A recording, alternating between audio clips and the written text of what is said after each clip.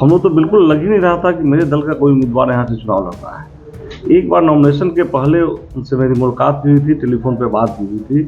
उसके बाद से कहीं से उन्होंने मुनासिब नहीं समझा, तो हम लोगों ने कोई एनडीए का कार्यकर्ता विरोध नहीं किया, शिथिल हो गया। जब पूछी नहीं जाएगी जब इलेक्शन के समय में कि हम चुनाव लड़ रहे हैं, मुझे तो ऐसा लगा कि शायद एनडीए का कोई उम्मीदवार ही यहाँ नहीं, इसलिए हम लोग शिथिल रहे। तिरहुत स्नातक निर्वाचन उपचुनाव के नतीजे आने के बाद एनडीए में घमासान मचा हुआ है। आपको बता दें कि जहां एक तरफ जदयू के जो उम्मीदवार थे अभिषेक झा, उनके द्वारा अपने ही पार्टी के कई लोगों के खिलाफ बयान दिया गया था, तो अब पूरे मामले को लेकर मुजफ्फरपुर के साहेबगंज के बीजेपी विधायक राजू सिंह ने बड़ा बयान दिया है और कहा है कि हमें तो पता ही नहीं था कि तिरहुत स्नातक क्षेत्र से कोई अपने पार्टी का उम्मीदवार ही खड़ा है। तो बड़ा बयान दिया है बीजेपी विधायक राजू सिंह ने। साथ ही उन्होंने कहा है कि यह अभिषेक झा के अहंकार की हार है और उनके अहंकार के कारण उनकी हार हुई है। तो वहीं दूसरी तरफ अगर बड़ी बात कर लें तो साहेबगंज के बीजेपी विधायक राजू सिंह ने कहा है कि जो निर्दलीय प्रत्याशी बंशीधर ब्रिजवासी की जीत हुई है तिरहुत स्नातक उपचुनाव में, उनको उन्होंने खुले तौर पर आमंत्रण दिया है और कहा है कि जो सबसे अच्छी पार्टी है उसके साथ मिलकर उनको भी विकास का काम करना चाहिए। तो बड़ा बयान दिया है बीजेपी के विधायक राजू सिंह ने। सुनिए क्या कुछ कह रहे हैं पूरे मामले को लेकर साहेबगंज के बीजेपी विधायक राजू सिंह। उसको पार्टी कैसे पता नहीं, मुझे तो इस पर कुछ बोलना नहीं है, लेकिन अभिषेक झा जी को पहले एनडीए के सारे नेताओं को जानते हैं, पहचानते हैं, और जानते पहचानते रहते तो निश्चित रूप से हम लोगों से राय मशविरा कोई ना कोई ली जाती। हम लोग तो बिल्कुल लग ही नहीं रहा था कि मेरे दल का कोई उम्मीदवार यहाँ से चुनाव लड़ रहा है। एक बार नॉमिनेशन के पहले उनसे मेरी मुलाकात हुई थी, टेलीफोन पे बात की हुई थी।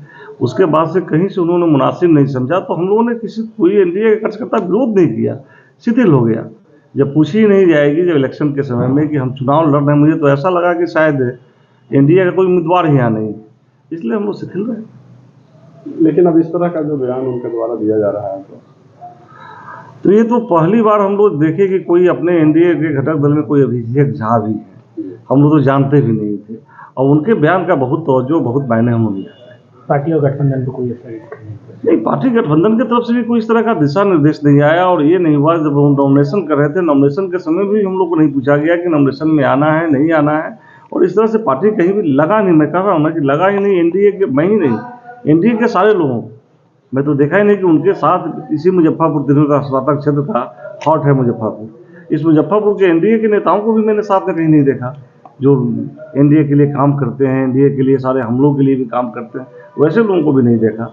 और उन्होंने कहीं मुनासिब नहीं समझा, शायद आत्मविश्वास उनका इतना बड़ा था या घमंड था, अहंकार था, इसको नहीं समझ पाएंगे। लेकिन किसी न किसी तरह से ये एनडीए की हार नहीं थी, ये अभिषेक झा की हार है। एनडीए तो यहाँ मजबूत है और मजबूत रहेगी। लेकिन 2025 में सब विधानसभा चुनाव है और उससे पहले इतनी बड़ी हार नहीं थी। इतनी बड़ी हार जीता कौन?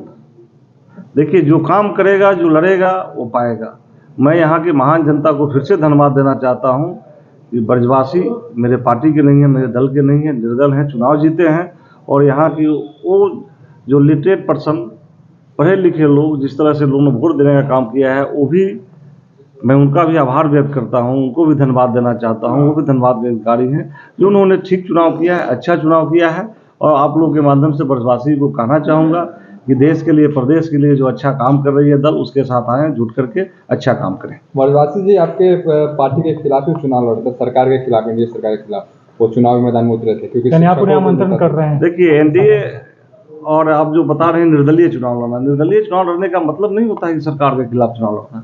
यहाँ पक्ष विपक्ष हर दल के खिलाफ हो, तो निर्दलीय अपने आप अपना प्रेजेंटेशन देना चाहता है कि मैं निर्दलीय हूँ, मुझे लोग चाहते हैं, और उसके बाद में उसकी अपनी इच्छा जरूर होती है कि सरकार में, प्रदेश में, देश में किसी अच्छे दल के साथ जुड़ करके मैं काम कर सकूँ। तो मैं समझता हूँ कि ब्रजवासी जैसा समझदार लोग जरूर चाहेंगे कि प्रदेश का विकास कैसे हो, उनके शिक्षक समाज का कल्याण कैसे हो, उसके लिए मिलकर के शिक्षकों के लिए लड़ाई लड़ेंगे। उन्हें एनडीए में आने का आमंत्रण करते हैं। निश्चित रूप से हम तो बहुत छोटे लीडर्स हैं, लेकिन अपने माध्यम से उनको जरूर कहना चाहूँगा कि उनको जो लगता हो कि प्रदेश और देश के विकास की राह पर चलने वाली पार्टी है, उस पार्टी के साथ आकर के अपने लोगों का काम करें। आपने सुना कि क्या कुछ कह रहे थे पूरे मामले को लेकर साहेबगंज के बीजेपी विधायक राजू सिंह। वहीं आपको बता दें कि तिरहुत स्नातक उपचुनाव में जदयू प्रत्याशी अभिषेक झा चौथे नंबर पर थे, जिसके बाद लगातार विपक्ष के साथ साथ एनडीए में भी घमासान मचा हुआ है और लगातार आरोप प्रत्यारोप का दौर जो है वह चलता हुआ नजर आ रहा है। कभी ट्विटर, कभी फेसबुक तो लगातार जो है आरोप आरोप प्रत्यारोप का खेल चल रहा है। ऐसे में अब साहेबगंज के बीजेपी विधायक राजू सिंह ने